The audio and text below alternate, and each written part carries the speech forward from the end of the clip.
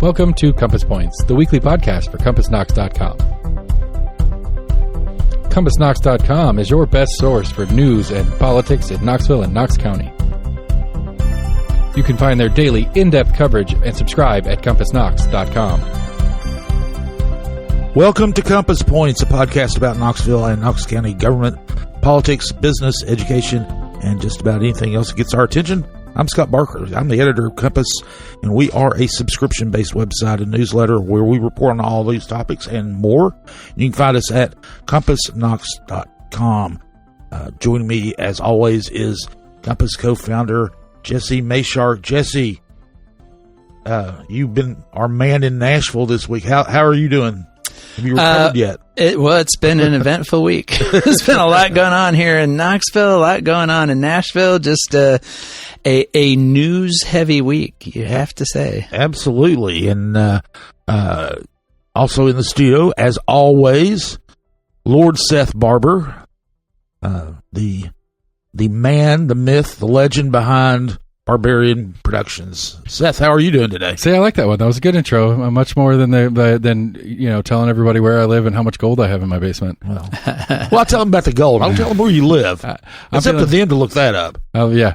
Well, I mean, there's easy ways to do it. Anyway, I'm feeling great. It's beautiful weather outside. It's supposed to be a beautiful weekend this weekend. If you didn't come to Holleroo, you missed out. Sorry. Oh, that's right. Holleroo was this weekend. He's talking about Holleroo in the past tense, even though at the moment it's still in the future tense. I know. My arms are all broken out because we were pushing hay bales around this morning, and I didn't bring my long sleeves, and so I'm all scratched up from pushing hay bales around. But I'll get more of that before the end of the day tomorrow, too. Well, I hope it goes well, and I hope it went well. It did. It was fantastic, and you're a loss if you weren't there. Well, all right. Well, as Jesse mentioned, a lot went on this week. It was busy. The beginning of the week, the University of Tennessee Board of Trustees Executive Committee approved moving forward with the entertainment district at the south end of Neyland Stadium. We'll get into the details of that. Jesse was in Nashville for the special legislative district session on the congressional redistricting in Memphis. It was a pretty amazing scene over there, and Jesse's going to have all of that information for you. Also, this week, the property assessor in Knox County started sending out reappraisal letters, and if you haven't gotten yours yet, you might be in for some sticker shock. So you might want to sit down before you open that envelope. Yeah, sit down. Maybe pour yourself a stiff drink, if you imbibe. And then the big news, really locally, was the primary election. We'll start off with that. Some surprising results. Most of the action was in the Republican primary. There was only one race in the Democratic primary. It's notable. We'll talk about it too, but we'll start off talking about the Republican primary for Knox County mayor, and Betsy Henderson was the winner there by a pretty significant margin too. It was and that was a three-person race with Henderson and Kim Frazier and Larson J. Basically, Henderson, who's positioned herself as the most conservative candidate, split the establishment vote and cruised to victory. And last week, if you listened in last week, we made our own predictions about how this race would turn out, and reminded me why I don't make election predictions because I'm wrong so often. I'm very happy with mine. I mean, on the broader level of it, I think for me that I think Scott's looking up the exact numbers. It was a little bit bigger of a spread to mine. You've got my sheet over there too, Jesse. I think I had it about a 10 or 12 point spread from first to third. I had them real tight. I had Betsy winning, but I had them real tight. It was a little bit more of a stretch than I have yours, Seth. I have mine, and I have Scott's. Mine's stuck to the back on the little white sheet. Oh, I see this. Right. So, well, Scott, why don't you tell us the real numbers, and then we'll real quick go through what our various predictions were, and maybe talk a little bit about our reasoning behind those, and then what we think actually happened. There you go. Okay. Well, my choices were, the actual results. Betsy Henderson came in first and will be the nominee with 44.73% of the vote, basically 45%. Larson J. finished second with 31.15%, and Kim Frazier had 24.12%. So, we'll start with Seth, who called the order correctly, the only one of the three of us who did. Wow, maybe the lack of knowledge is what gets me. He had Henderson at 37%, Jay at 35%, and Frazier at 28%. And then Scott and I'm looking at all three of these. Scott and I both predicted an order of Jay, Henderson, and Frazier. Scott had Jay at 45, Henderson at 35, and Frazier at 20. I had Jay at 38, Henderson at 33, and Frazier at 29. So we all correctly predicted that Kim Frazier was going to finish third out of the three-person field, which is what happened. Seth was the only one to actually pick Henderson for number one. So Seth, why don't you walk us through your thoughts behind that? I think there's I think the most important takeaway from all three of our predictions is that we all three were correct in that nobody was going to get a majority of the votes. I think that's an important piece of the puzzle here on how this worked out, is that nobody hit the 50% threshold, and we were all very confident in that part of the factor. I think what you had, Jesse, you had the closest to the 45 for Jay, somewhere in there. Scott had Jay at 45. Yeah. I had him at 38. And so I had the correct percentage for the winner. Right. I just had the wrong winner. Wrong name. And I think right number, wrong name. I think looking at it, back when it first came out, I think we talked about it when Kim announced, and we're like, that's a little bit surprising. And I think we discussed the idea that Kim and Larson are going to be battling for votes. I do recall saying on this very podcast that Frazier getting in the race was Henderson's best bet. Yeah, for winning, right, and so that was kind of the core set of it. And I think if we're just going to go true policy and take the feels out, and even some of the culture war stuff out, I think there was only two functional topics that they mostly talked about. It was taxes and it was growth planning, I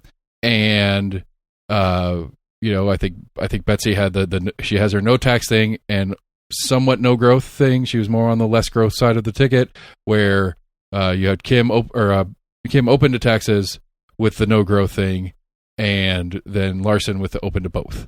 And I think the open to both is probably a bigger percentage of the population as a whole, but then that gets split up a little bit. And I think it's the no tax. And I think, and especially when we go back, we talk about it all the time, what percentage total of the vote was 60 plus? At least in the early voting, it was like 70, 80%ish. Yeah. And when you own a home and you're retired, taxes and property are about all you care about anymore, and so that makes sense to me, especially with how big our early voting percentages were across the board. So that was kind of why I was pretty confident in the breakdown of the three that way. It was just a little bit broader than I thought. I thought it was going to be tighter. I thought it was going to be more. I really didn't think anybody was going to break 40% because I thought there was a strong. I didn't either, because I felt like all three of them had certain bases of support that could get them at least to or close to 30%, and that would keep anybody from getting over 40, but that was not the case. No, but one thing that's interesting, you talked about Frazier's entry into the race being good for Henderson, assuming, and that's a big assumption, but assuming that everyone, and Jay was in first, he had a lot more money. I think a lot of people figured he would be first or second. But if you combine Frazier's vote total and Jay's vote total, and just assume that everyone who voted for one would have voted for the other, whoever ran, probably Jay, would have won. Right. With 24,000, almost 25,000 votes to 20,000. Yeah. And, I've seen a lot of people online, especially people who aren't happy that Henderson won, basically saying that, and comparing this to the last time there was an open race for county mayor in 2018, when, as we all know, Glenn Jacobs won extremely narrowly in a 3-way race. And in that race, he was running against 2 better known, more established county politicians, both former county commissioners. And in that case, I think you can say definitively that the 2 more established Republicans in 2018 split the more establishment Republican vote, and that's what allowed Jacobs to win. And I see people asserting that here, and like you say, you can, if you just add Fraser and Jay's numbers together, they're more than Henderson's number. But the thing that I think is dubious about that is that Henderson did not win narrowly like Jacobs did in 2018. She won, fairly decisive, 45% in a 3-way field. Like, that's a good result. And as Seth is saying, one part of Henderson's appeal was being, if not anti-growth, at least skeptical of doing a lot of growth in the less developed areas of the county, which distinguished her from Jay, also distinguishes her from Jacobs. And because, she tied herself to Jacobs very much in the sense that he's anti-tax and he's been against tax increases, and I am too, and that's true. But where she differentiated herself from Jacobs, and really from the leadership of the county for the last 25 years, because our last 3 county mayors have all been what you would call fairly pro-growth and pro-development. Mike Ragsdale, Tim Burchett, and Glenn Jacobs, and Henderson did not do that. And that it was also key to Fraser's appeal. And so I don't think it is at all certain that all, like, say Fraser didn't run, that all of the people who ended up voting for her would have voted for Larson Jay. I think that there's a very good chance that enough more of the, like, if even a third of the people who voted for her had voted for Henderson, she would have won over 50%. So, I think this was it was a really strong showing for Betsy Henderson. And, my own thinking in kind of the way I ordered it was like, when we have these local elections, like, we don't have polling, you don't have a lot to go on. It's going to be a weird voting pool because, first of all, it's going to be pretty small, like at 21% turnout overall of county voters. So, basically just a little bit more than 1 in 5 registered county voters actually voted. And that pool then skewed heavily older and heavily Republican. And so that's just kind of hard to read. Like, how do you predict how that specific voting pool is going to go? I leaned toward Jay because, he had come out of the gate so strongly. He did raise a ton of money. He spent a ton of money, and we all know that doesn't guarantee anything. We've seen plenty of candidates lose who raised and spent more money. But his was at a pretty dramatic scale. And then the other thing is, you just kind of have to look at, what are the other indicators you have? And it's people's own electoral histories. Of the 3 candidates, Jay is the only one who came into the race having already won 2 countywide elections. He had won 2 countywide elections for commission. Fraser had won 1 countywide election for commission because they both had at-large seats. Henderson had only ever won in her own school board district, in the 6th district, which is Hardin Valley and Karnes. And Hardin Valley and Karnes, not necessarily representative of the county as a whole, even of county Republicans as a whole.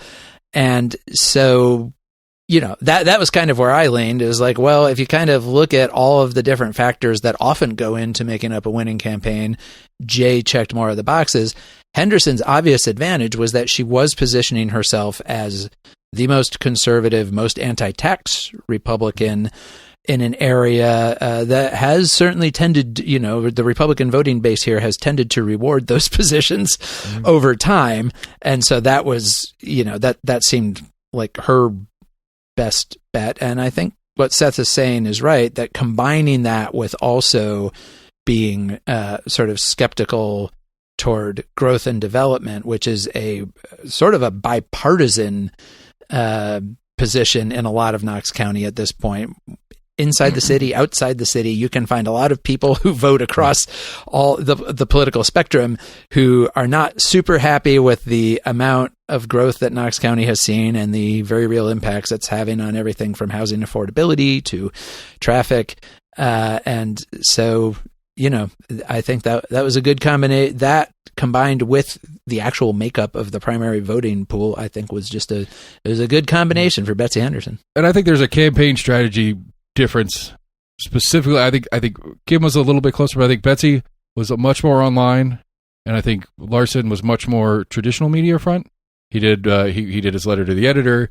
He had multiple different campaign runs on our major news networks, our major local networks in good primetime windows. I only saw Larson ads on TV. I didn't see anybody else do any ads on TV, which I think that's a more traditional approach to campaigning, but maybe not the more effective one as we have changed it. Yeah. Well, and especially if you look at Republican primaries in particular, as we all know, online, the social media world online is rife with right-wing content these days. I get fed it all the time on Facebook, on YouTube, on whatever. Like that is a really, maybe, I'd say 10 years ago, people probably thought about the online spaces as being better for people on the left for organizing, because I think they were like through the Obama years, and I think over the last 10 years that's changed a lot, and that is where a lot of people on the right these days are not consuming media from those traditional sources, or if they are, it's from like Fox News or something. They're getting it. They're definitely not getting it from the New York Times. They're probably in a lot of cases not getting it from the News Sentinel. Hopefully some of them are getting it from Compass. We don't know. We've never polled our... I think, as I'm saying, I think you're 100% correct on that, because I really think, like in the online sphere, and we have some different, we'll call them pundits from around town that had picked their candidates and were doing their game on their candidates.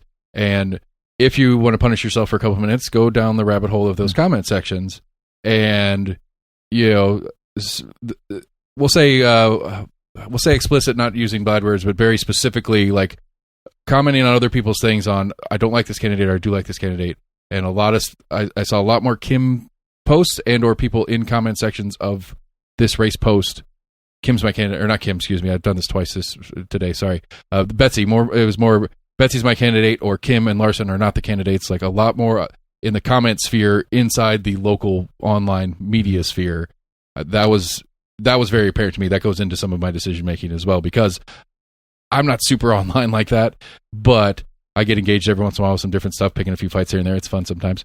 Some of you guys know me for it, but like it was very evident when you get into some of the comment section. Like it was a Jay post, but then it was just loaded with people like, this guy sucks. Mm-hmm. Or it was a Betsy post, and it's like, Betsy's my candidate. Here's why. Blah, blah, blah. Like just loaded with them, like multiple comments in these things, and a very active online part of the campaign this year. Well, one thing too that was interesting when you look at the voting pattern geographically. Yes, which Scott did a very nice analysis of in Compass that was out on Friday. Yeah, you can read it if you haven't yet. But Jay did very well in the city of Knoxville. He won most of the East Knoxville precincts, most of the North Knoxville, close to the downtown precincts. He won West Knoxville precincts, the two biggies in West Knoxville, as far as voter turnout, or Sequoia Hills and Dean Hill. He won with I believe it was 60% of the vote in both of them. So I mean, he did really well in the city. And the further out you get, the better Betsy Henderson's numbers get, and the worse Jay's get. When you get, and one of the breakdowns I looked at, because it was really easy and convenient to do, I must admit. So it was South Knox County, the 9th Commission District, everything south of the river, essentially. Jay won the precincts in the city of Knoxville that were close to the river, the South Waterfront, Vestal, Island Home, that area there. Then you start getting into the more suburban areas, and Henderson started doing better. She started winning with 50% plus of the vote. And then you get to the county line way south. She's getting more than 60% of the vote in those precincts. So, she really cleaned up in the suburban and rural areas of the county, which is also where most of the votes were, because yes. winning the city precincts in a countywide Republican primary is not a recipe for success. And Well, one thing too is Farragut. And the very far west Knoxville precincts, Henderson got over 60% of the vote in those, which is cities. that's her home territory or close to it. I mean, she's from Hardin Valley. So is Fraser. She actually outpolled Fraser in Hardin Valley, which was interesting. But Fraser was interesting too, because when you look at the outcomes countywide, inside the city limits, outside the city limits, just about everywhere you went, she got between 21 and 29% of the vote. Yeah. I think one or two precincts she got a little bit more, like 31%. A few she got less than 20%, but it was really consistent. Her support was very consistent all the way across the county. She was actually really strong in northeast Knox County, in East Knox County, which is she won Carter, for example. And I think that goes back to her background as an advocate for planning and responsible planning and rural preservation. That really resonates with the folks out there. And yeah, I mean, she's been kind of an ally on commission of 8th District Commissioner Adam Thompson, who very much comes from that background of, he came out of the Gibbs Planning Alliance, which was part of the broader countywide planning alliance that Fraser actually helped establish. And I think there is a lot of sympathy out in those areas for her in particular, as somebody who's been a real champion and has shown up for them. So can we infer a little bit on the big controversy that is all the crossover voting, that a lot of the crossover voting was going to Jay because more of our downtown city proper districts were leaning more Jay, because those tend to be the more blue purple? I think there's two things. I think one is that Jay and Fraser probably actually split a lot of the crossover voting, and I think the other thing is that the crossover voting probably didn't matter very much. Well, there was obviously some of it that happened, but if you look at the results across the board, this was a very actual Republican, bona fide Republican primary voting base. Yeah. Whatever Democrats or independents, quote unquote, crossed over, were certainly not enough to, I think, make much of a difference. Yeah. You can't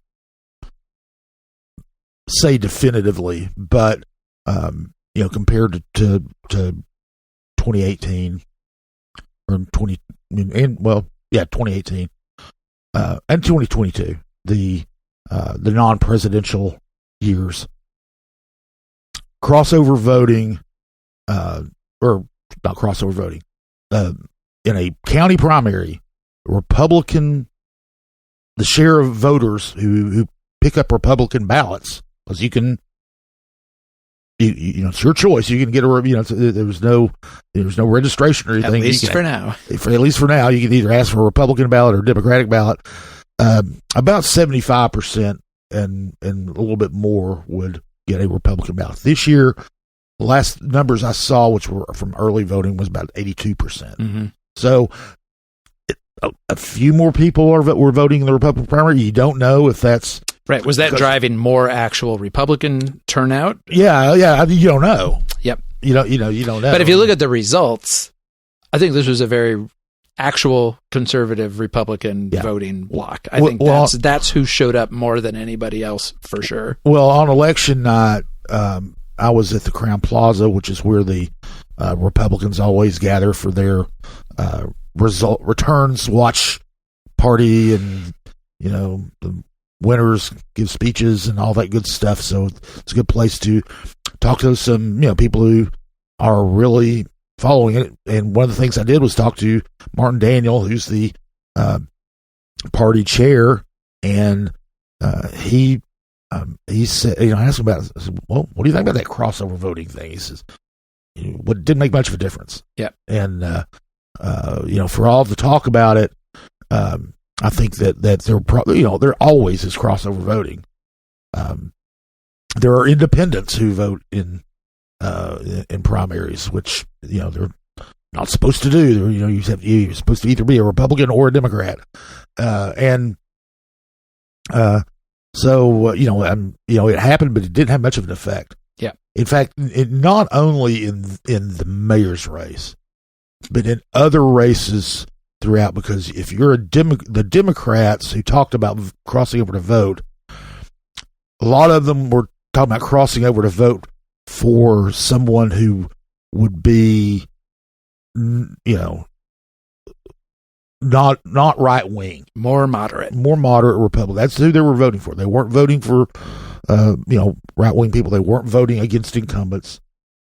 They were voting for someone that they thought would be, palatable if they won in the general election, and the results show that did not happen. Yeah. Of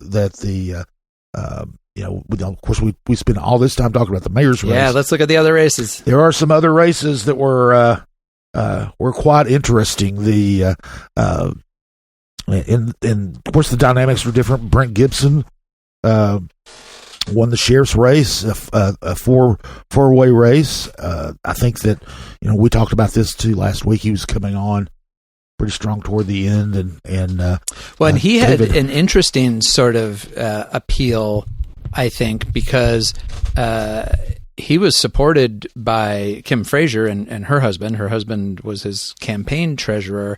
And so I think some of the people who supported Frazier, took that as an indicator that, okay, she's kind of giving him a blessing.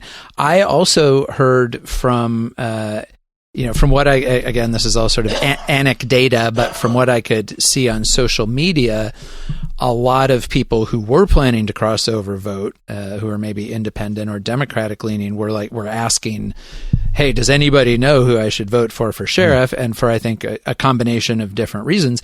Gibson also, he was the name that I saw the most often. People were especially concerned about candidates' positions on cooperating with ICE and immigration enforcement, which all of the people running for sheriff said they were pro-ICE and pro-immigration enforcement. So there wasn't a huge amount of difference. But the people who kind of parsed all of their answers thought that Gibson gave the kind of most thoughtful and cautious responses about that.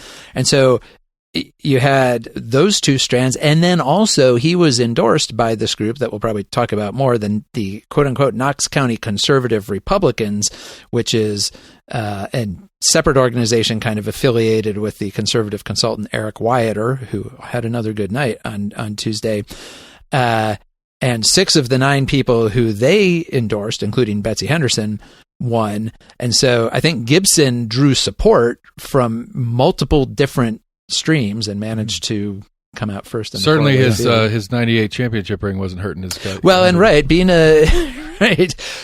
having nice pictures of yourself in your Vol uniform, and also being endorsed by some of your former teammates and so forth, is not going to hurt you in Knox County. No, not at all. And and one thing going into this, one of the things that made it a hard race to kind of predict was that all 4 candidates, to varying degrees, well, 3 of the 4 have been recently in the sheriff's office, or still are, and are well known throughout the department. You didn't know, and I was talking to somebody who's a local political observer who said, essentially when if you get a sheriff's deputy who supports you, that gives you 8 votes. Right. That's you don't, if you're not in the sheriff's office or really close to someone who is, you don't get a sense of who the rank and file supports. And so that's always been a kind of a big key to me in looking at the sheriff's race before it happens, is where is that support from the rank and file, and I just did not have a good grasp. Yeah, I think it was very hard to tell. I do think it's interesting that the second place finisher was David Amburn, And he had the support, the endorsement of sitting Sheriff Tom Spangler. And so, I guess that was enough to get him into second place, but it showed that, I don't know that necessarily signals dissatisfaction with Spangler inside the department. It's hard to say. But you have a sheriff who has served 8 years, who took the somewhat unusual step of openly endorsing somebody to be his successor and didn't win. Also, of course, not winning, in fact, finishing fourth, was former Sheriff J.J. Jones, demonstrating that, like we had talked about this before, that his day was probably done. His day is obviously done. I don't feel like he ran. Like, I feel like as far as all the action stuff, I don't know that I saw a single ad. I mean, I saw some, like, all I really saw from him was some signs. I saw a few signs. I didn't see any, like, true campaigning. Like, to me, it feels like, completely guessing at it here, but it feels like he's like, well, there's a sheriff's race, I have to sign up. And then we got there and he was like, oh, there's all these other guys, I don't really feel like trying. Yeah, I don't know, but it is, I mean, he didn't raise a lot of money either. But I do think that it signals some level of change in the sheriff's office, because basically the sheriff from two sheriffs ago, Jones, lost, and then the guy endorsed by the sheriff, our most recent sheriff, also lost. So that's the last 16 years of sheriffs represented there. So Gibson comes in, presumably with his own base of support in the department.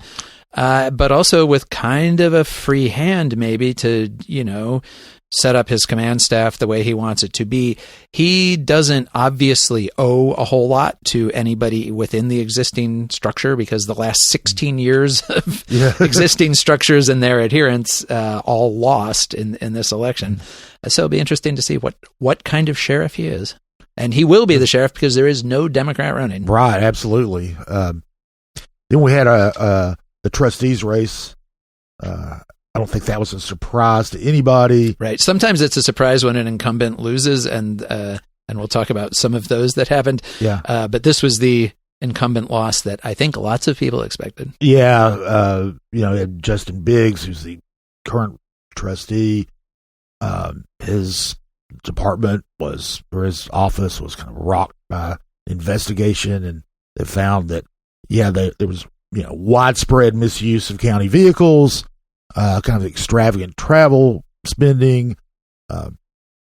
His chief deputy got indicted and actually pled guilty to official misconduct. Biggs, the prosecutors went to the grand jury with information on Biggs. They did not indict him, so very, very clear that he was never indicted, but that did basically taint his tenure in office. And he was running against Nick McBride, who's been the Register of Deeds, which is it's a hard office to be corrupt in. But I'm sure there are people who have found ways. Probably so, but McBride has been he's not he's a long time fixture in the city county building. There's no indication that he's done anything remotely. Right. His office is not riddled with scandal. Well, or even, and again, like I don't work in real estate, and people who do, because those are the people who interact with that office the most, and they can correct me if I'm wrong, but I haven't even heard any complaints about. He's been running that office for 8 years, and of course he worked there for years before that. And he's introduced some new, he's continued the technological upgrades in the office. You can find more information now. He sends out and posts very handy weekly updates of major real estate transactions, which a lot of us find interesting to look at. So he's kind of raised the profile of the office a bit while appearing to, operate it in a way that satisfies the clients who use it. And he also, and I talked about this a couple of weeks ago, but he's part of a little, I'm going to go ahead and call him a clique. The city county building is full of little power cliques of various kinds. That also includes Sherry Witt, who is the current Knox County Clerk and the future Register of Deeds and the former Register of Deeds. She was Register of Deeds before she went and ran for County Clerk and served 2 terms there, then ran again for Register of Deeds this year, totally unopposed, no Republican or Democratic opposition. She will be the next Register of Deeds. McBride worked under her when she was Register of Deeds, and Richie Beeler also worked in the Register of Deeds office under Sherry Witt with Nick McBride. When Sherry Witt went to the county clerk's office, Beeler eventually ended up over there as her chief deputy, and Beeler ran in a competitive 4-way county Republican primary for county clerk, and he won that. And I said this a couple of weeks ago, but that what I'm calling sort of like the Sherry Witt fee office clique is very successful, and their hallmark appears to be running their offices well without scandal or corruption, which you would think would be sort of like a low bar to clear, but history in the city county building shows that's not always true. And they all had fairly easy victories. In they all got around 45%. That kind of area. Well, Jerry did. She got 100%. No, she did not get 100% because there's at least one write-in that I know of that wasn't her. Okay, gotcha. Well, not an official write-in, so it won't technically count. It won't. Yeah, it won't. Technically, she got 100% of the vote. You can put your own name on the ballot if you want, Seth. You can qualify to run for Register of Deeds if that's what you want to do. I should, but next time, as you mentioned that at the Republican thing, Witt was there, obviously pretty loose because she didn't have anything to worry about, but she was gushing over McBride, which you would expect from that. She was really tickled that he won, and Beeler, he was in a race with one of the most unusual candidates, I thought, that are unusual for them to run, and that's John Duncan III.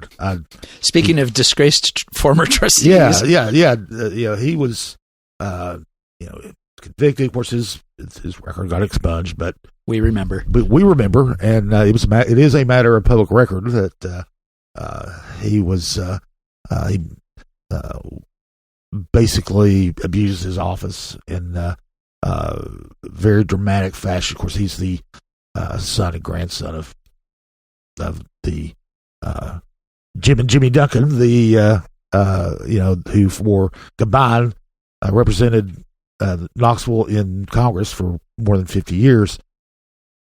But he, for some reason, decided to make a comeback that did not go well. He did finish third. He had 24% of the vote and finished third. But Beeler easily won that one.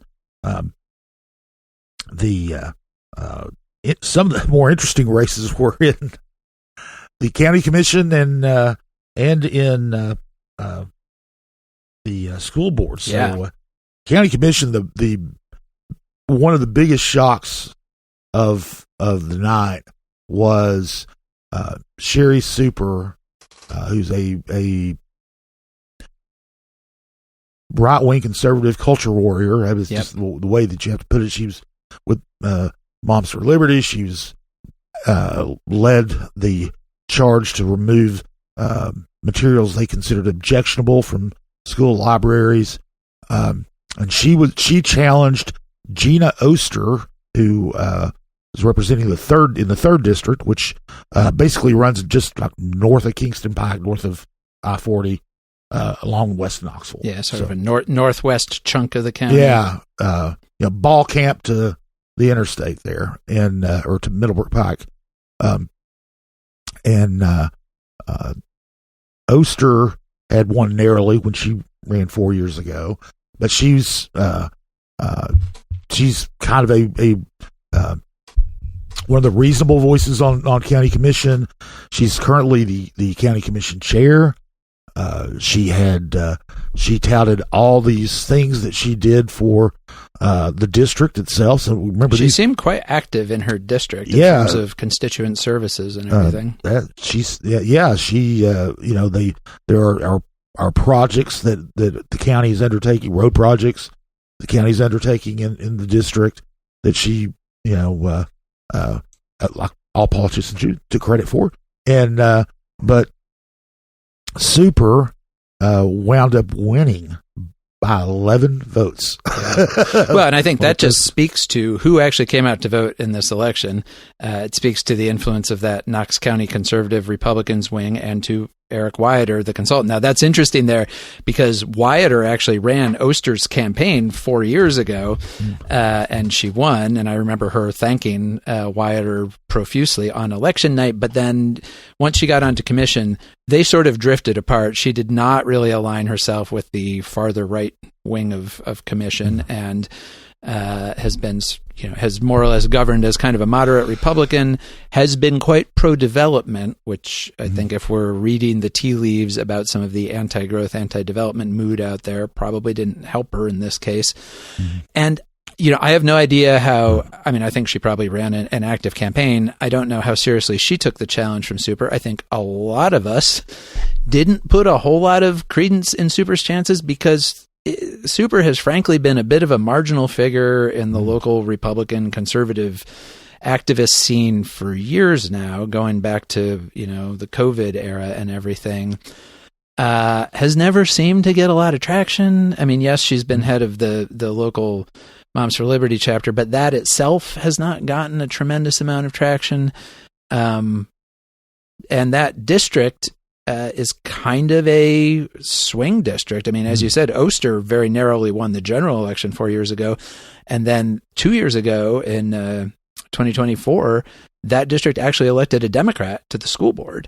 And so it's a very purple district, but those weren't the people maybe who came out to vote. And so Super narrowly gets in. I do think that, and so Super this year is working with Wyatter. So Wyatter has run candidates 2 years in a row who have won the Republican primary, at least for that seat. I do think that seat is one the county Democrats had already focused on because the last commission race was close, and then they actually won a school board race last time around. I think they're with Super as the Republican nominee now. I think Brandon Huckabee, who's the Democratic candidate, he's already, I see him posting things online, sort of inviting Oster supporters to come back him and say, this district does not need to be represented by a far right culture warrior and so on and so forth. And, we will see that is going to be one of the most interesting races in August for a whole lot of reasons. And, we'll see what happens there. Yeah, and when you mentioned the growth thing, one of the things that Super did was she attacked Oster over and over and over again. Now, not necessarily, basically one of the main things that she did is she basically said that Oster was in the pocket of developers. Yeah, and that goes to the growth, anti-growth sentiment there, and of course that district at the northern end of the district is where Shad Road has gone in. There's been a lot of development associated with the Shad Road. It opened up a lot of land that was not quite as accessible before it was for development, and there's a lot of development, a lot of parking, traffic issues out there. So anyway, but that was it was amazing that it was so close. In fact, it was so close that Oster was convinced that she had won when it was coming in, and she was close, but that she had won. And I ran into Eric Wyatter, and he said, "Oh no, Sherry's going to win." I don't know.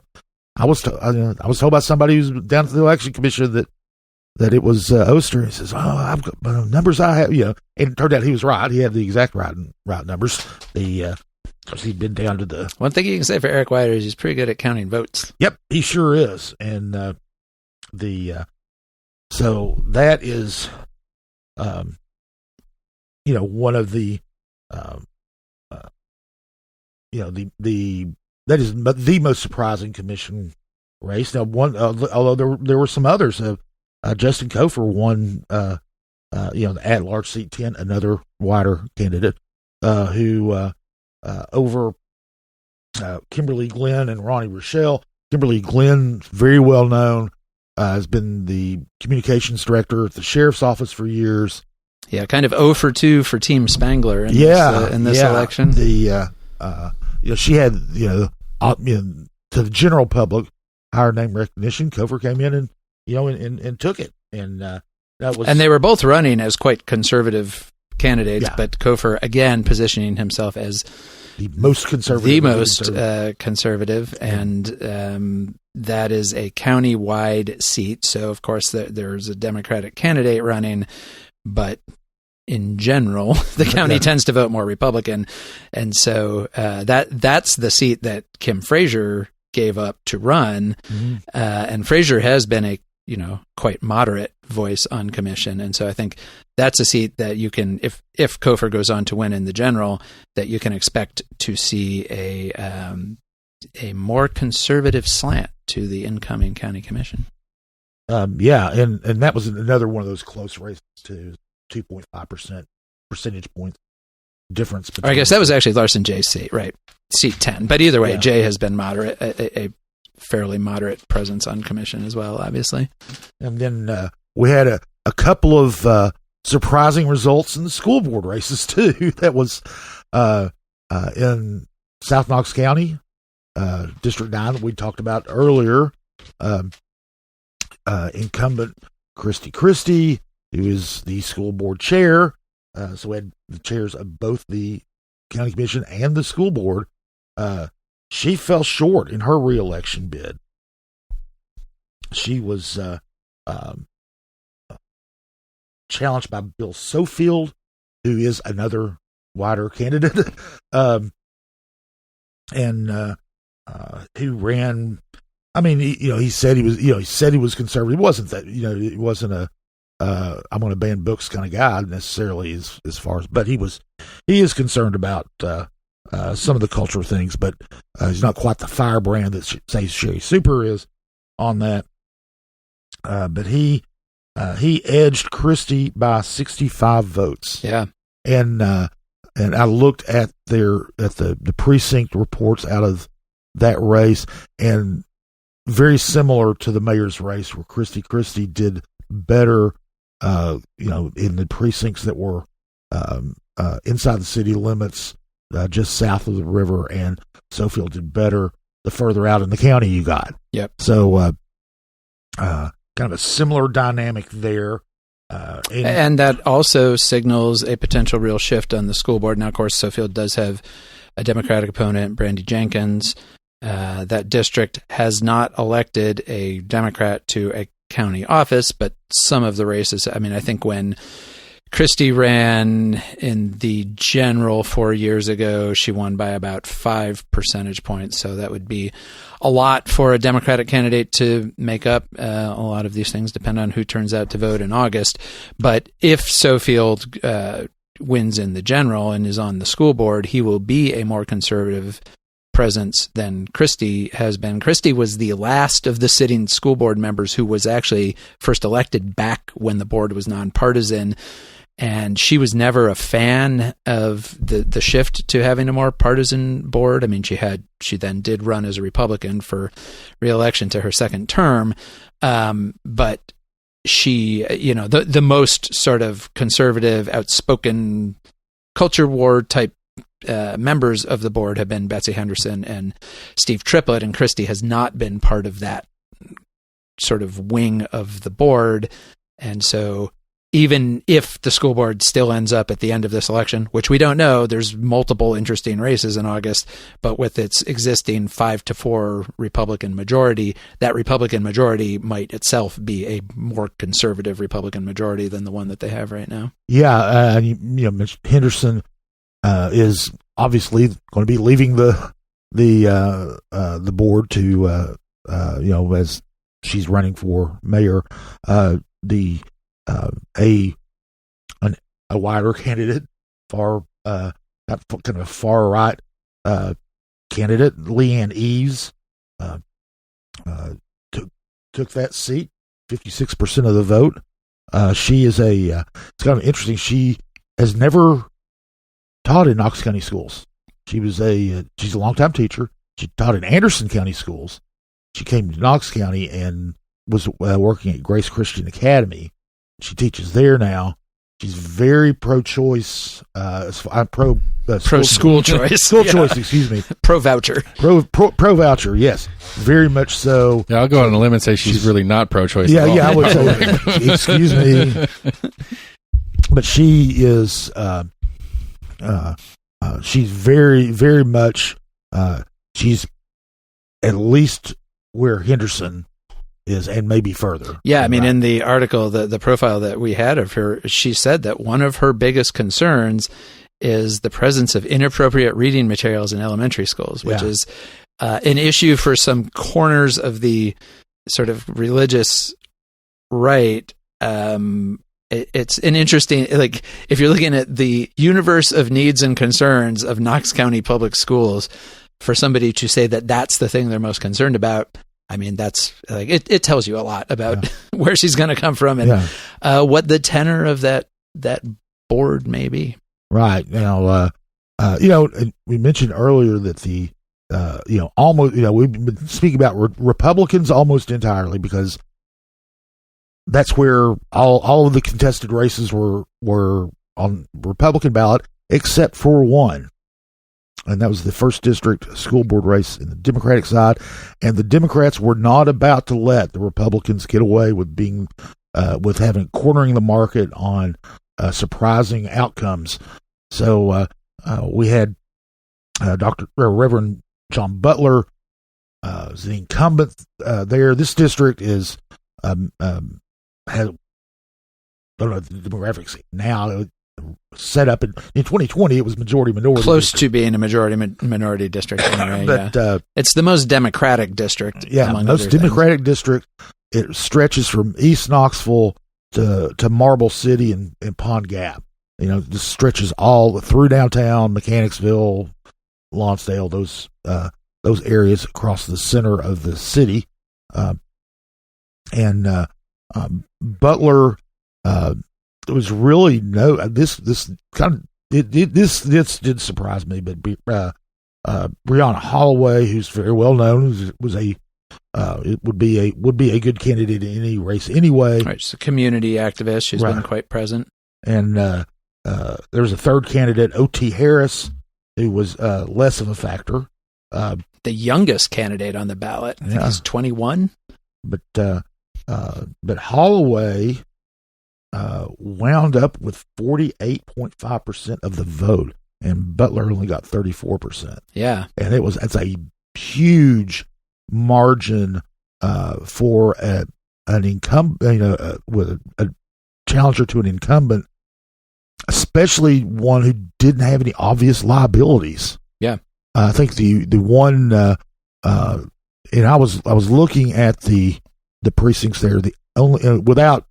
And this is one of the things about analyzing just the numbers. You don't, unless you get out and do polling or really delve into doing the things that we're not equipped to do, you don't know. But she did better in the western end of that district. Pond Gap, she blew Pond Gap away, but the precincts out there, to where she did the strongest. Now, she did well in East Knoxville too, but she did well out there. And the only thing I can figure there is that's where the new K-8 school is going to be built at the old rural high school site, and this is necessitating the closure of 3 neighborhood schools that people in those neighborhoods weren't really keen on. One of them is going to stay open, but only as a preschool. We'll say that. But it's going to require those closures. And Butler was supportive of that solution. Right. He kind of helped lead that whole process. Yeah, and and that was just this past year. So, maybe there's some lingering resentment there about that. I don't know. But yeah, and it was a very low turnout. I mean, you're talking about the first of all, the first district typically has the lowest turnout in general, and this was, of course, people voting in the Democratic primary, which they made up a decent percentage, maybe about 10% of the overall Democratic turnout, just because there was not much reason for Democrats anywhere else in the county to vote, because at least in the first district, you had a competitive race. I thought it was interesting that, Holloway was on the ballot in 2022, the year that Butler was elected, but she ran that year as an independent, and Butler was the Democratic candidate. There was no Republican, and Butler got like 72% of the vote in 2022. Holloway got like 12%. And so Butler may have been, sort of discounting her chances because he had, in fact, already beaten her once. But she obviously figured out that now that school board races are partisan, if you're running in a heavily Democratic district, like the first district, then there's a tremendous advantage to having a D next to your name. And so she figured that this was the place to actually make that fight, was in the Democratic primary, and she won. Absolutely. Well, of course, there were other races involved. The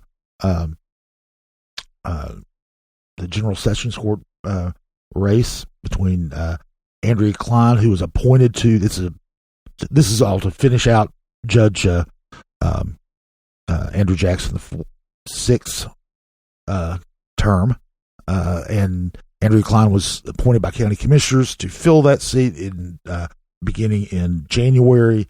So she's the incumbent, but she was only in office for 4 months, and she was running against Rhonda Lee, who's a county commissioner, who's left her seat to run for this judgeship.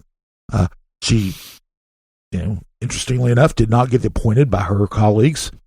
She's another wider candidate, very, very conservative voice on the county commission. But Klein held on and won. It was close, but Klein did win that, and she went on. So there were other school board races or other. Yeah, that was kind of the most high-profile loss of a wider candidate.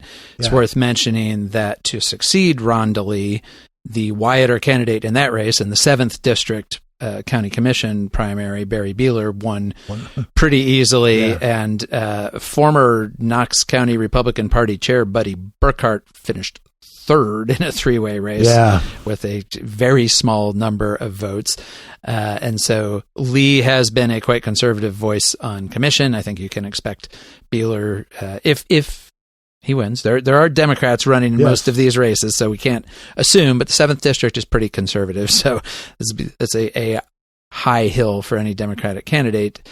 And then the other commission race worth mentioning is the 11th District, the other at-large commission seat, which is Kim Frazier's current seat, which was an interesting rematch in the Republican primary of the candidates from the 4th District commission race 2 years ago, Garrett Holt and Liz Tombras.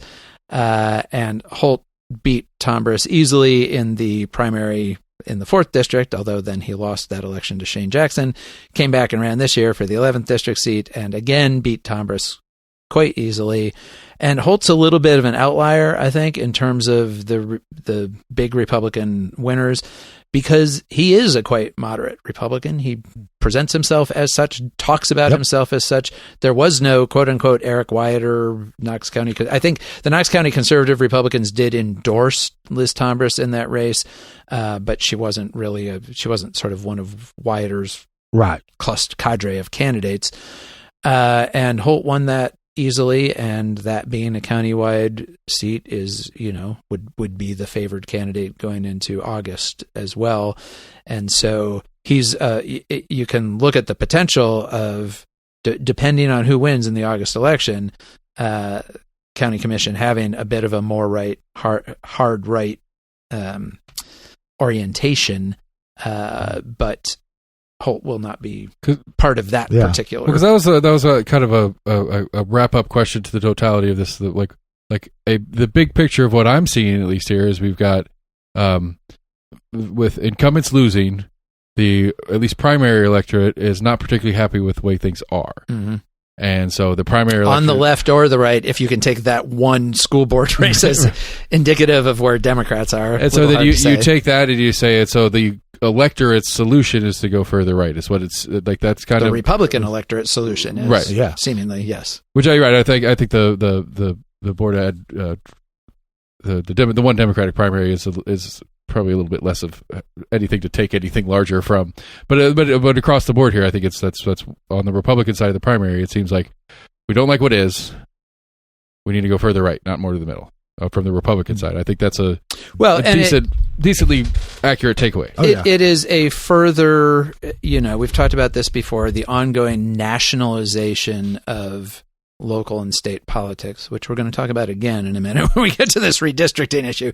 But yes, this is happening across the board. It is especially happening in the Republican Party, where we've had essentially a 10-year MAGA revolution within the Republican Party nationwide.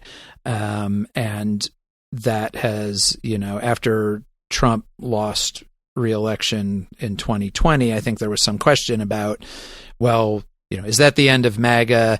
But the reality is that even before Trump was reelected in 2024, that kind of, however you want to characterize the concerns of the MAGA movement, issues around immigration and race and DEI and drag queens and whatever the specific villains of the week are for the movement, it's a very aggressive sort of take no prisoners political movement that has really effectively remade the Republican Party from top to bottom.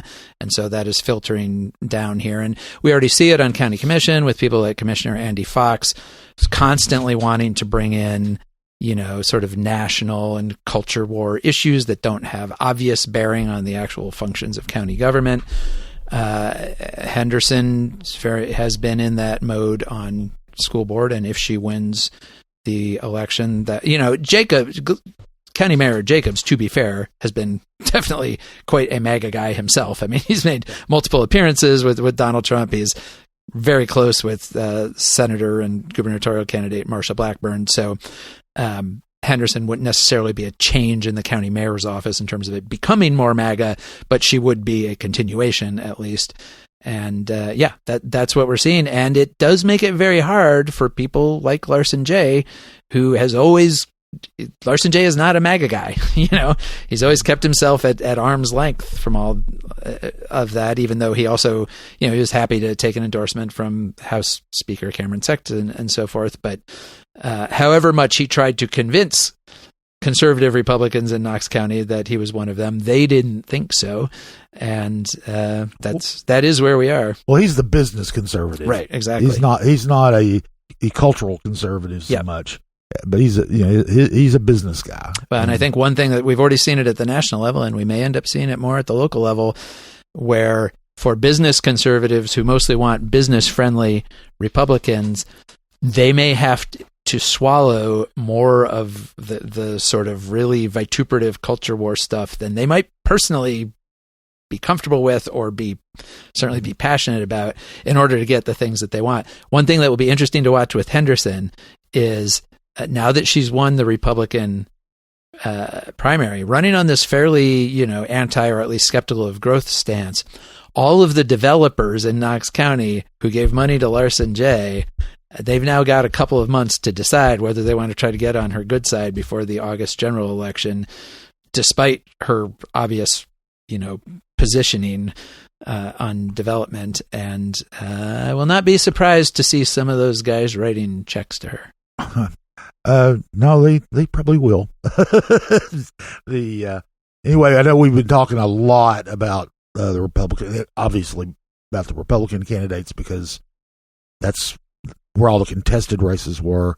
But moving forward, as we're getting ready to hopefully take a break for at least a couple of days before we jump into the August election, but that's when the focus will include a lot of the Democratic candidates. There's some interesting candidates running on the Democratic side too, so it won't be it won't seem so one-sided in the discussion, at least moving forward. We'll and we'll be talking more about politics in Knox County elections all through the summer. So we'll move on from there right now.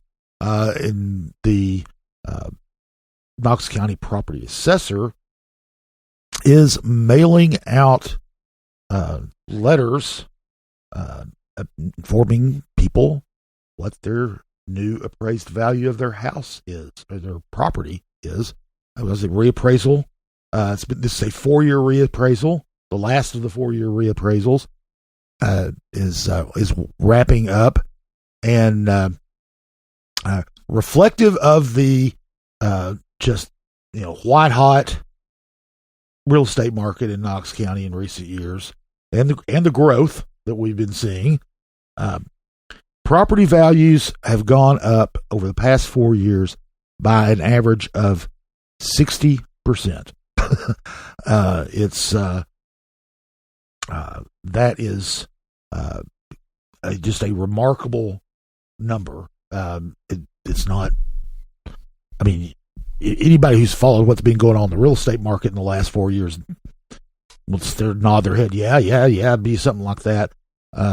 But the owner of a $400,000 house, which is not uncommon anymore with prices going up, if it was appraised at that 4 years ago, it'll be appraised at $640,000 now, and that's if it follows the average. Right. Obviously, some properties are going. I mean, by definition of the average, half will be more and half will be less. Yeah, and one of the things is, of course, these appraisals are used as part of the formula for your property taxes. Now, one thing doesn't mean your property taxes will not go up 60% because the value of your house goes up 60%. They could go up more. Could go, yeah. Well, the tax, the tax rate won't, but the bill you pay could. The bill you pay, but the value, the appraised value of the house is part of a formula that they use. Part of this also includes the rate, and the rate in Knox County is $1.55.4 per $100 of assessed value. An assessed value is a quarter of the appraised value. That's at least that's for residences. For businesses, it's 40%. So, the tax bill, is not going to go up like that, because what they have to do is they have to, it's called equalization. They have to reset the property tax rate, because state law prevents local governments from making a windfall off of a reappraisal. So while the value of your house will go up, the property tax rate will go down, and they anticipate. Phil Ballard's office anticipates that the rate will end up being right around $1, maybe 96 cents, maybe. I was just doing the math here. I came out at 97.125 cents, but that's if it was exactly 60%. I don't know the exact percentages they're using. So, if you had that $400,000 house, prior to the reappraisal, you would have paid $1,554 in property taxes. Now, if your reappraisal, and in this letter, it'll tell you where your reappraisal is, what the appraisal was and what it is. And so if it hits that 60% mark, then you're going to pay about the same. But if your house is in a particularly or particularly popular higher end area, and he goes up 80%, you'd pay and your bill would go up from $1,554 to $1,728. So it'll be a few $100 more. Close to $200 more, $150.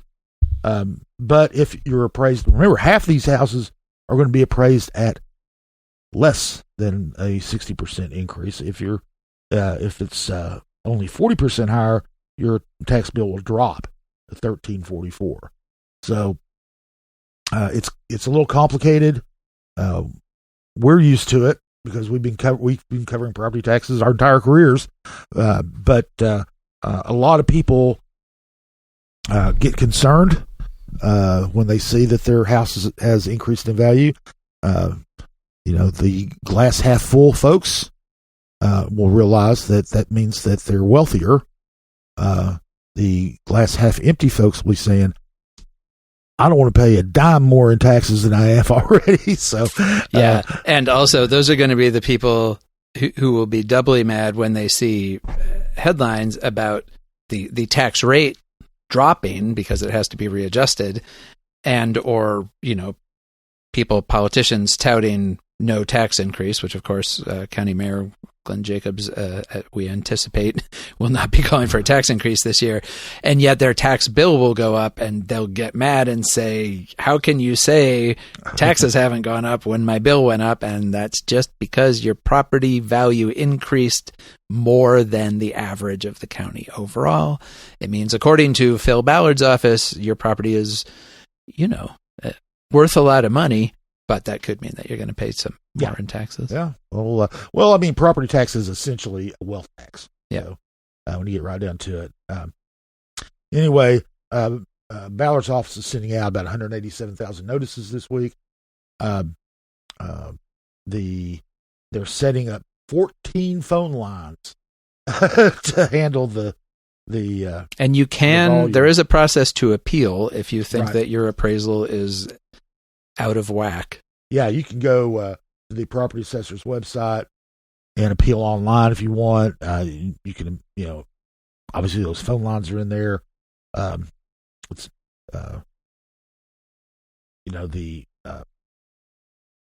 So it's an informal process. You've got to do it soon, though. You've got to do it online. You've got to do it by May 29th. If you do it by phone, by May 19th. Right, because the bills are going to go out in September. Right, and I'll give you the numbers for the phone appeal since that's a much narrower window. It's 865-215 3003, 3050, or 3060. Those are the numbers there.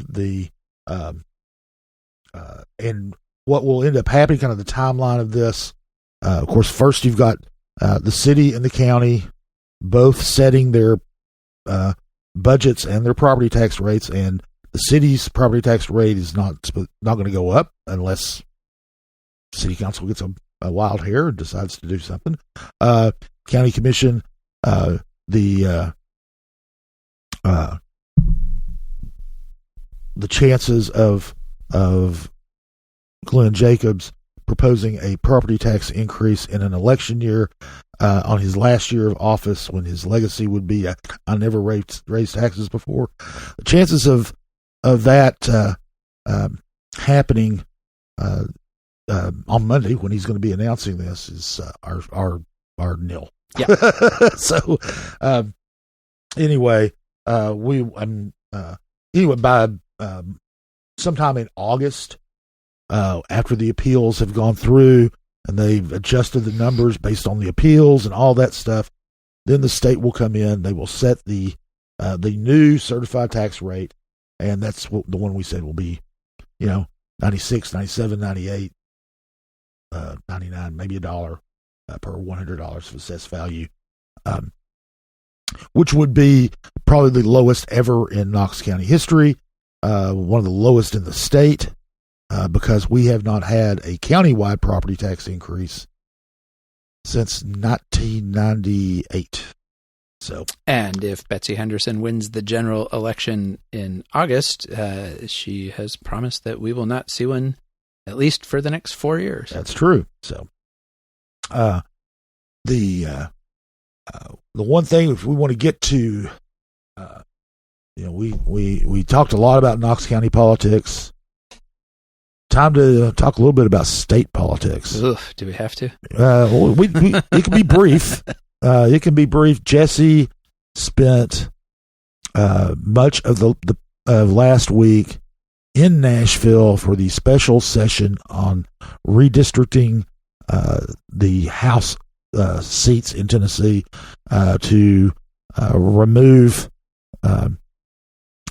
basically to kill a Democratic, the only Democratic House seat, and that is in the city of Memphis. So, Jesse, I saw some stuff from over there, and it looked wild and crazy. What all happened last week? Yeah, I mean, I went over to observe because, among other things, this is just kind of historical.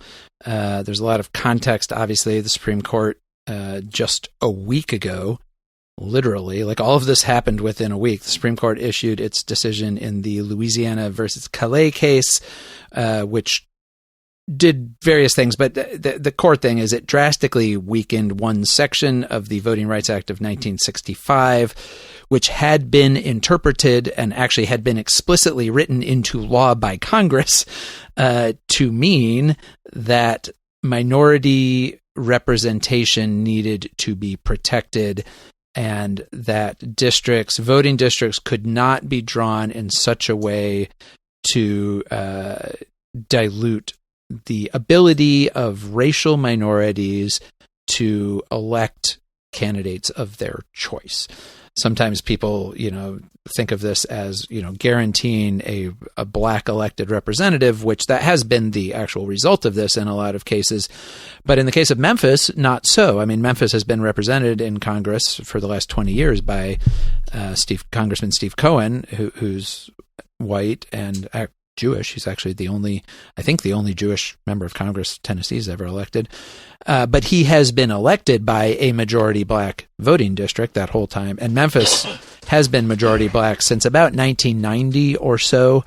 There was a big shift there, obviously, with white flight and so forth. But Memphis, the city of Memphis, is now about 64% black. Shelby County, somewhat lower, but it's still around 60% black.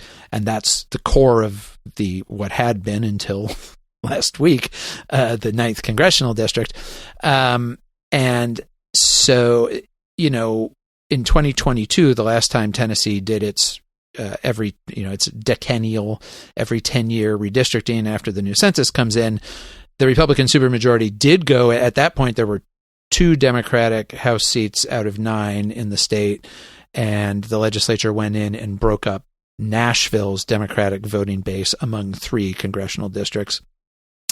But the reason they didn't do that to Memphis was because of this understanding that everybody had that would be illegal, that, you can't go in and split up a majority black voting district in a way that creates, a whole bunch of white majority districts, that would be a violation of the Voting Rights Act, because that's what it was until the Supreme Court decision.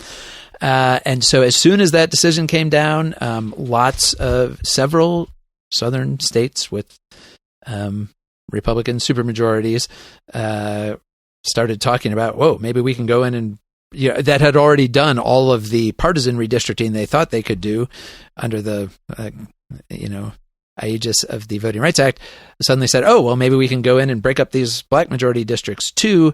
And Tennessee was first out of the gate. Mississippi, Louisiana, and Alabama are all sort of in process and looking at whether or how they want to do this. Tennessee got it done. Senator Marsha Blackburn, possible future Governor Marsha Blackburn, immediately after, like an hour after the Supreme Court decision came down, put out on social media a map showing Tennessee completely red and said, we need to do this. We need to take Memphis for conservative representation.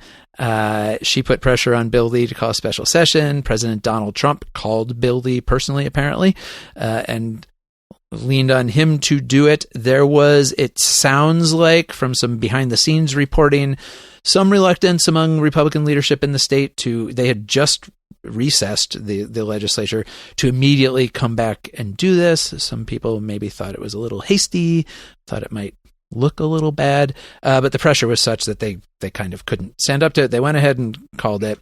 The session ran from Tuesday to Thursday of this past week. It's been covered everywhere, so you probably, if you're interested in this kind of thing, you have probably read and seen what happened. I went over there just to kind of observe it, and basically the course of those 3 days, there were two different tracks. There was kind of the Democratic / protester track, which was 3 days of Democratic legislators, who are, of course, a minority in the legislature, holding press conferences and making very impassioned speeches on the floor during committee hearings, on the floor of the general sessions where they actually voted on this, and protesters from across the state gathering there, holding rallies, standing in the hallways of the state capitol. I was in there.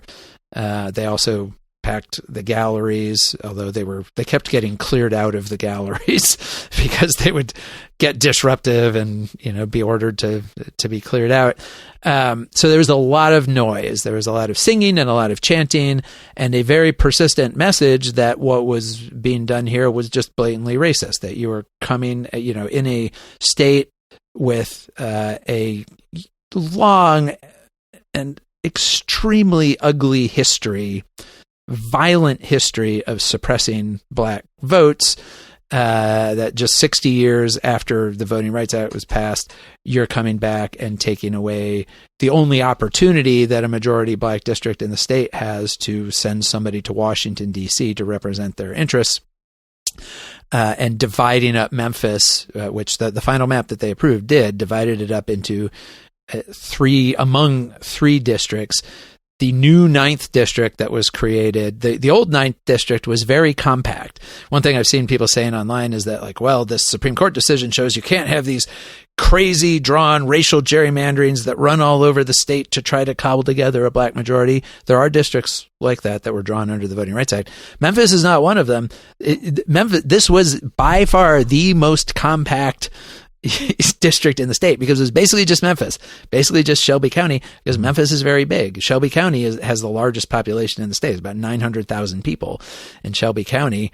Congressional districts only have about 760,000 residents. So the 9th district didn't even include all of Shelby County. It was just a chunk of it, just a teeny little corner down in the state. Now that 9th district starts in the heart of Memphis and takes in about a third to 40% of its black population, and then it stretches it out all the way along the southern border of the state, taking in rural counties, taking in Pulaski, the home of the Ku Klux Klan, and curling all the way up into Williamson County, just south of Nashville. Is 200 miles, and then the other district that they put the other largest part of the black population in Memphis into starts sort of in North Memphis, runs up to the northern corner of the state, and then comes all the way across the Kentucky border, and also curls back around and ends up in Williamson County. So the majority of the black population of Memphis now is going to be represented by people who also represent the extremely white, affluent suburbs of not just Memphis, but also Nashville and a whole lot of territory in between. And then there's a 3rd district that took in basically the rest of Memphis and spreads out in sort of an egg shape in between the pinchers of those other 2 districts. It's a pretty crazy looking map. It is true that you can find crazy looking maps in every state in the country because of the way that we do districting, of the way that the Supreme Court over the last 10 years has said it's okay to do redistricting. But this one still feels a little bit different because of the history, because of the nature of this very compact. I mean, Memphis is, like I said, it wasn't a racial gerrymander. It was just Memphis. It's literally just the district was Memphis, and now it's split up in a way that basically each of those new districts will have about 25 to 30% of the population will be black. So you've taken a majority black district and turned it into 3 minority black districts. I'm just confused how you know this, because none of the state legislators seem to know the demographics of Memphis. Right. So this was one. do. I mean, there were some interesting things in the discussion, because so I said, like, that was the Democratic and protester side of the week. The Republican side of the week was just to kind of keep their heads down, say as little as possible. They did not hold big press conferences the way the Democrats did. They just showed up. They got in there because they had the votes. They didn't need to spend a lot of time talking about anything. And so they did the bare minimum of talking about what they were doing. They let the Democrats speak. They let the protesters protest and everything. Although there were some clashes between some state troopers and some protesters in the galleries and in the hallways. But in general, the Republicans kind of put up with all the hubbub and just tried to get it done and get out of there as quickly as possible. The main time that Republican legislators had to talk about it was in order to present a bill to be voted on. You know, you have the committee hearing, and then when it gets to the floor, you have to introduce the bill. You have to say what it does in as few words as possible. And then people have the opportunity to ask questions to the bill sponsor. And so Democrats over and over in the committees, on the floor, kept trying to highlight the racial impacts of this, talking about the racial history of Memphis, talking about the racial history of the South and the civil rights movement and all of that. And basically saying over and over to the Republicans, aren't you just breaking up a black district? And the questions often took the form of, like, a Democratic legislator would ask the Republican sponsor of the bill, well, it's correct that Memphis is a majority black city, right? It's correct that Shelby County is a majority black county, right? It's correct that the existing 9th District is the only majority black district in the state, correct? And in response to those questions, every single time, the Republicans who were answering the questions would say, I don't know. They'd say, I don't have that information. I'm not privy to those demographics. Which was, of course, absurd. Well, they were lying. I mean, they were like, when they say that, there's not that many times that you can just say that, well, people are just obviously lying, but they're lying. Of course they know. Everybody knows this. But because of the way that Supreme Court decision was written, the Supreme Court decision says basically that it's okay for a district for a redistricting to have a negative impact on minority racial representation, as long as it's done for partisan reasons and not for racial reasons, which kind of boils down to, you sort of have to catch somebody saying it out loud that, oh, we sure are glad to take those votes away from all those black people. And so the Republicans clearly they've been given their talking points and their marching orders, and they just utterly refused to acknowledge that they had ever even heard of the idea of race, or that there might be such a thing as black people in Memphis, and just said over and over again, the goal of this map is to maximize the potential for Republican Party to win 9 seats. This is a partisan map. This is a partisan map. And like, that is true. It is a partisan map. They are drawing it. But it is also true that for lots of historical reasons that everybody knows, although the Democratic legislators did take the opportunity to remind everybody of the history of why a majority black city in the South votes so heavily Democratic, because of the ways that the parties have aligned over time.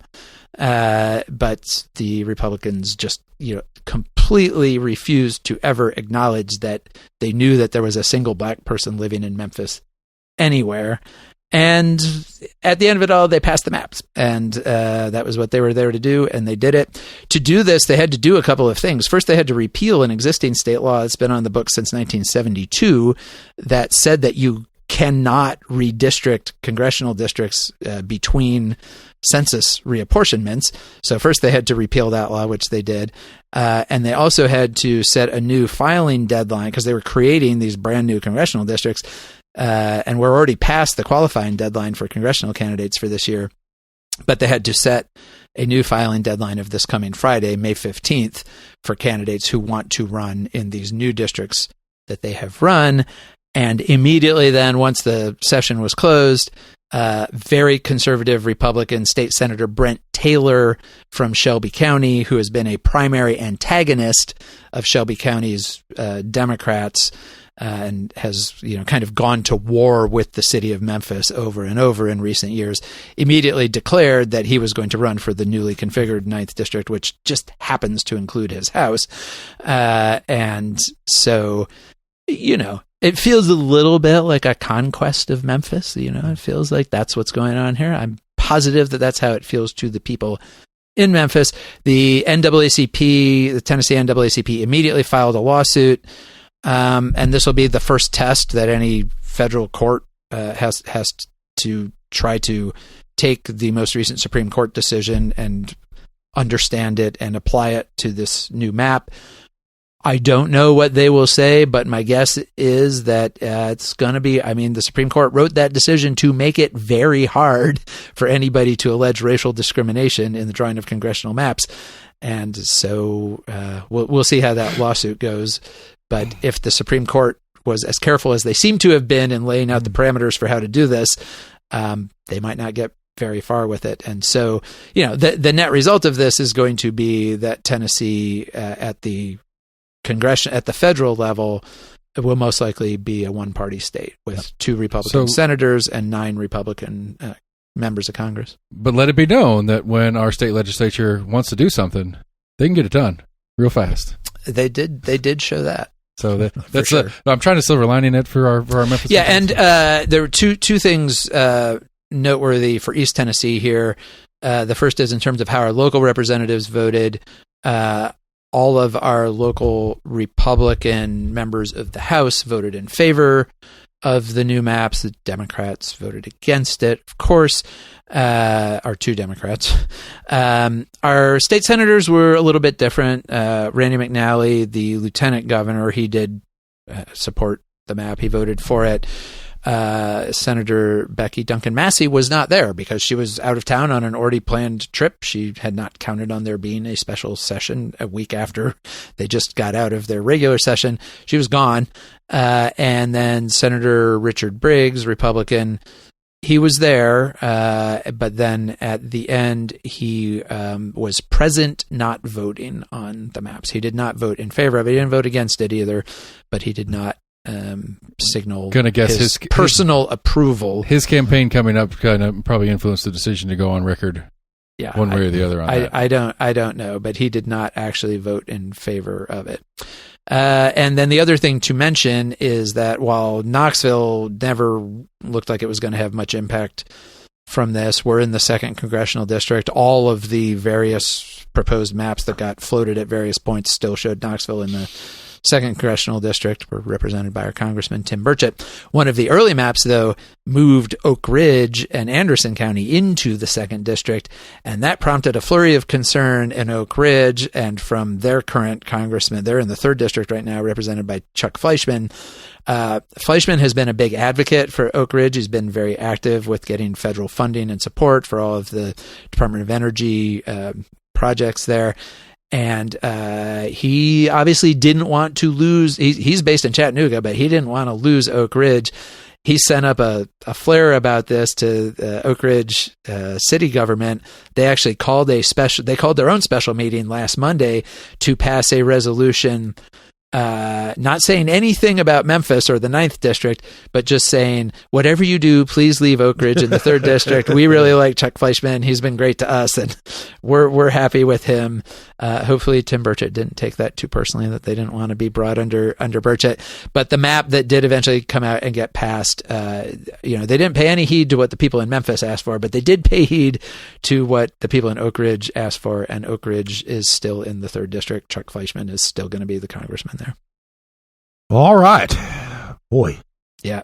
Busy week. One other thing that happened during the week, at the beginning of the week, was the UT Board of Trustees Executive Committee met. They named a building after UT President Randy Boyd, which is kind of okay. Good for you. But they also passed development agreements and other documents to move forward with the Neyland Entertainment District, which is actually a project that has an entertainment component, as a hotel and parking and all kinds of stuff right at the south end of Neyland Stadium, kind of between Neyland Stadium and Thompson Bowling Arena. The district is it's a real complex financing deal, but they basically they'd already selected a developer. 865 Neyland is the developer. It's basically a couple of firms that got together and formed this limited liability company to do it. They're going to have 3 subsidiaries to handle different parts of the project. One will handle the parking, one will handle the hotel, one will handle the entertainment district itself. And what is happening? UT is doing this more and more. They're building a lot of the buildings are if they can generate revenue, like residence halls, things like that. UT will keep ownership of the land, but they'll do ground leases so that they have a developer to come in, build the building, pay to build the building, manage the building, keep the revenues, most of the revenues from the building, give some to UT, but and so it basically is a way to build these things without risk for UT, and that's how they're going to do the entertainment district and the hotel. Those 2 companies that are being formed to run those will go in, build those buildings, and pay for them, manage them, do the whole 9 yards. They will be paying UT altogether $1.5 million every year as part of the ground lease. Plus, UT gets a cut of the gross revenues. It goes, as I said, it's complicated. At 3%, 4%, and 5%, depending on the level. The more the greater the revenues, the higher the percentage goes to UT. So success penalties. That's fun. Yeah. Well. Anyway, the entertainment district is going to be about 50,000 square feet. It's going to cost the investment is going to be $65 million. That's, of course, remember the companies, but these private companies are putting that money in. But they're going to get 99-year ground lease. UT will have options to buy out the lease at various points, but not until 40 years have passed. What they're calling the Condotel, the hotel project, has $220 million. It'll have 180 hotel rooms, 50 residential condos, and 30 condo/hotel rooms. So it's also going to have its own parking garage, 214 units. And they've got 5,000 square feet of quote unquote university space that UT is leasing for $1 a year. They can put on events there with no, just as though that they owned it and ran it. And the condos, I'm just guessing, but I mean, the hotel obviously can be used by anybody coming to visit campus for any reason, so it won't just be, big game days or big game weekends. I'm guessing the condos, probably not many people are going to be living there full-time year-round. Those are probably going to be more like places where people have big parties for games and that kind of thing. Yeah. Yes.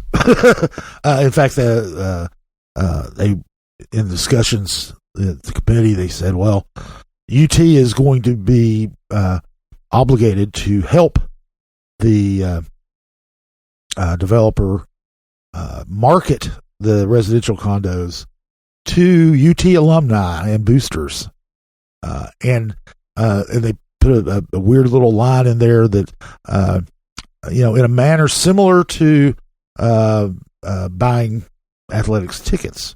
Right. So which making means a large contribution to the football program, for example. you make a big contribution to the football program or the basketball program or the Athletic department in general. athletic department in general. You make a big contribution, then you have the opportunity to actually buy a condo. Right. So, there will be a barrier to entry. And Which sounds weird. I'm sorry to interrupt. That sounds really weird. It's like part of the deal is you're going to help me sell these by putting a barrier to entry for people to buy them from me. Yeah. Just seems a little like backward circular, but I mean, it will work. Don't get me wrong. That's how these things work. But it just so between the two kinds of condos, what are there a total of 80? Like there are, a total of 80. So you just need 80 very wealthy UT alumni. I bet they've already got that list. Well, I think the 30 condo / hotel are going to be owned by the developer. Okay. So it would be. So it's only the other 50 that will be. You need 50 donors. Yeah. And a lot of these could be corporations who come in and donate, and their executives can come, and especially if it's a company that does business in Knoxville, that makes sense. Although they can get a condo anywhere or something. but yeah, it's going to be, of course, this hotel also has a direct entrance. We'll have a direct entrance into Neyland Stadium, all that good stuff. The parking aspect of this is also kind of interesting. Right now there is it's known as the G10 garage that runs parallel to Neyland Drive, basically between Thompson Bowling Arena and Neyland Stadium. The eastern end of that garage will be torn down, and then a new garage will be built, one that can structurally support the entertainment district. That's where the entertainment district is going to be. But the current garage isn't the foundation for buildings. So this has to be not only a parking garage, but be able to support a 50,000 square foot building, or 50,000 square feet of buildings. So they've got a development company that's going to do that, but this is still going to be owned by the University of Tennessee. So UT has to borrow money to do this. It's going to be $83 million in bonds, and they're also paying the developer $700,000 to do it.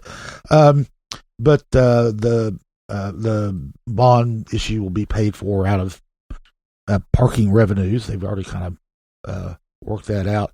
The garage will have 1,316 spaces, and actually, when it's all said and done, there will be 215 more spaces in the new garage than there would be in the existing G10 garage. So that's all going to go in there. One of the things that you mentioned, this being a year-round thing, the hotel especially, and the entertainment center too. Chancellor Donnie Plowman made the point that there are only 39 football, men's basketball, and women's basketball games a year. Home games, right? Yeah. Home games. So there are only 39 times. If you're thinking it's only to enhance the game day experience, only 39 times out of the year. And she said this is going to be it's intended to be 365 days a year. Students, faculty, staff can all go to the entertainment district anytime.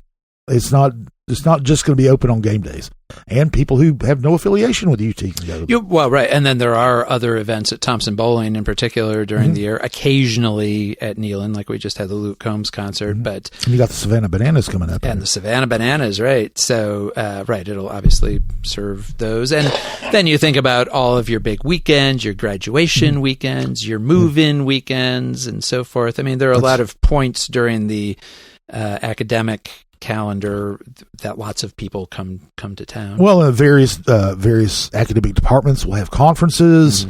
They'll have guest speakers come in. There are all kinds of things. I mean, I remember I was fortunate enough to go down to the University of Florida almost 20 years ago now, and to speak at a journalism thing. And they had a hotel at their student center, was a student center down below and hotel up above, and they put me up in that hotel. It was kind of nice. I mean, it wasn't luxury, but it was nice. And but UT has never had anything like that.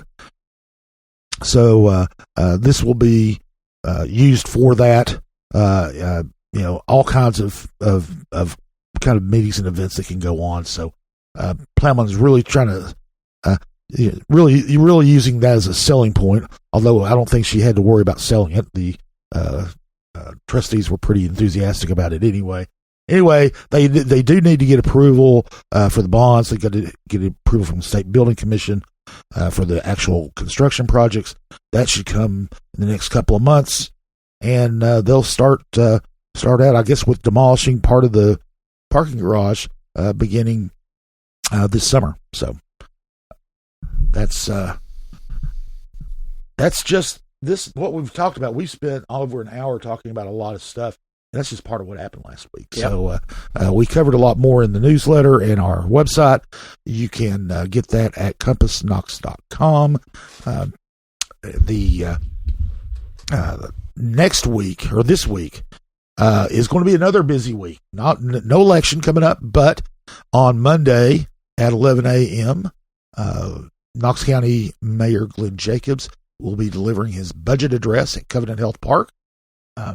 As we said, we do not expect a tax increase, and you shouldn't either.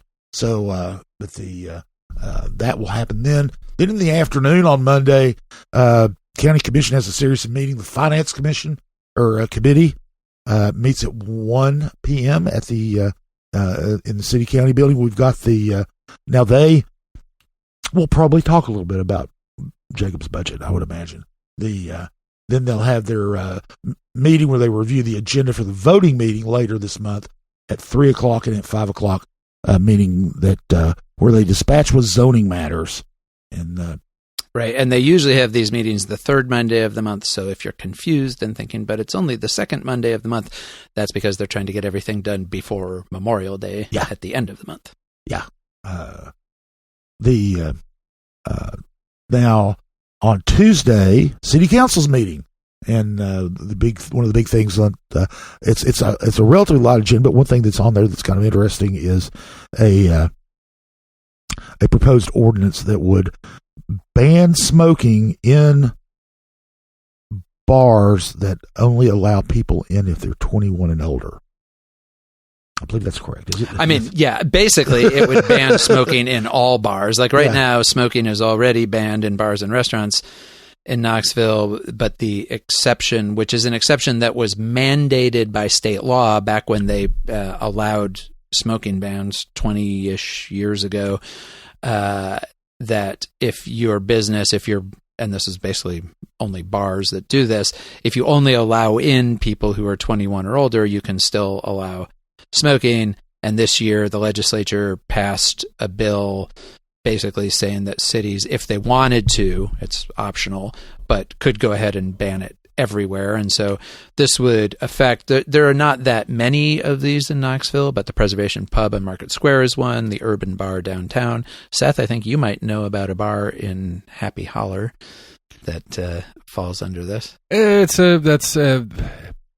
don't know. I honestly don't know. I actually sat and talked with with Debbie and some of the people that are behind putting this together, trying to get a better understanding of it, both on a individual business owner level as well as a philosophical level.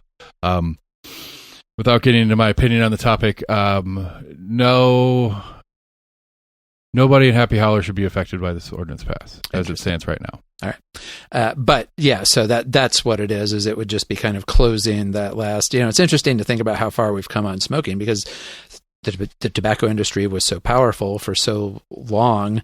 They kind of, it took years. I think the era that I grew up in, the 70s and 80s, was the era where people started to create separate smoking sections and areas of restaurants and airplanes and so forth. And basically by the time I was old enough to go to bars, I mean, you could still smoke in every bar that I went to all through my 20s, there was smoking.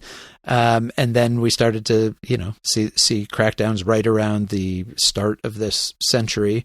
And 20 years ago, they did pass laws allowing people to ban smoking in public places. But even at that time, there was still this idea that, well, we need to leave some places where people can smoke. And so that's why the 21 and over places were exempted. But now you can shut it down there too if the local government wants to do it. So I guess we'll find out if our local government wants to do it. Well, the measure has 4 sponsors, so that's a pretty good start. They only need 5 votes. Yep. So then later in the week, on Thursday at 1:30 in the main assembly room of the City County Building, the Knoxville County Planning Commission will meet, and they will be one of the big things they'll be considering is the proposal for an apartment development at the site of the Kerbella Shrine Temple in South Knoxville, just right across the Gay Street Bridge from downtown. That has drawn quite a bit of interest, especially from the South Knoxville folks. And unless it gets postponed, it's going to be on the agenda for Thursday. There will be more going on, we know, because it always does. And we will be covering these stories and more in the coming week. For now, we're going to head out. Jesse, appreciate you being here as always. Seth, thank you very much for all your intrepid work. And thanks to Will Wright for the music that we use. And thanks to you, Scott, for your heroic work election night. That was a lot to cover. And I know it was a late night for you, but well, it was an early morning. It was an early morning. Exactly. Not even as early as you would have liked it to be, I'm sure. No, but thanks. I appreciate that. It is a lot of hard work, but it's very rewarding because it gets to the essence of American democracy. Yep. Covering. I know, and I get to go around bragging all week that I'm smarter than you guys. Yeah, good job, Seth. We're just going to ask you to make the predictions from now on. Absolutely. So it's a good thing. It's a good thing that there weren't. Nobody was making book on that. So. There was no money involved. So anyway, well, thanks, guys. Thanks for listening out there, and we will be back next week with another installment of Compass Points. CompassKnox.com is your best source for news and politics in Knoxville and Knox County. If you'd like to learn more about the topics discussed on today's podcast, go to CompassKnox.com and subscribe for in-depth coverage and much more.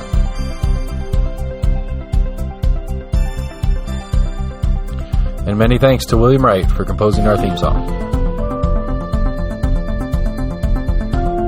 Compass Points is a partnership of Barking Shark Media and Barbarian Productions, and recorded by Lord Seth A. Barber at Barbarian Studios, Knoxville, Tennessee.